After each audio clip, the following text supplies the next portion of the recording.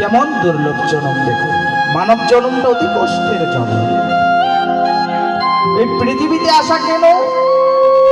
ওই 84 লক্ষ জনি মায়ের গর্ভে যতদিন ছিল, অনিষ্ট হয়েছি, আবার জন্মেছি, আবার মরেছি, এইভাবে করতে করতে করতে করতে শেষ জন্ম মায়ের জন্ম, মাতৃজঠরের মানব জন্ম হয়ে পৃথিবীতে আসে।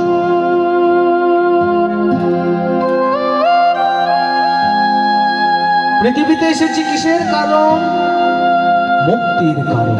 এই মানব জীবন মুক্তির জন্য এসেছি। হে প্রভু, এই পৃথিবীতে এসেছি আর যেন আমাকে আর এই পৃথিবীতে ফিরে আসতে না। তারপর দেখবেন ধীরে ধীরে ধীরে ধীরে সন্তান বড় হয়ে যখন নিজে একটি সংসার ধরবেন, সংসার করবেন, তখন দেখবেন সংসারের যাতনা কতটুকু। যখন একটি সন্তান সংসারে পড়ে যায়, তখন সে বুঝতে পারে আমি কোথায়, আমি কেন এই জগতে আছি। সংসার হচ্ছে অসার, সংসারের শেষ নেই।